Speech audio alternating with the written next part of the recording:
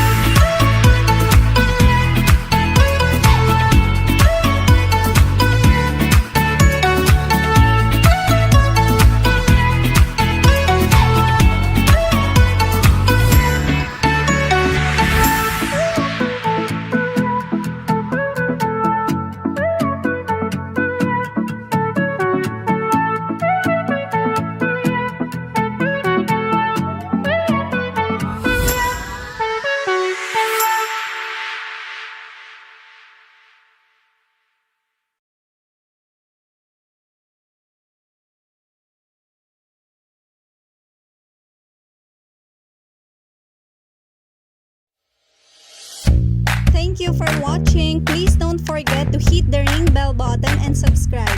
See you!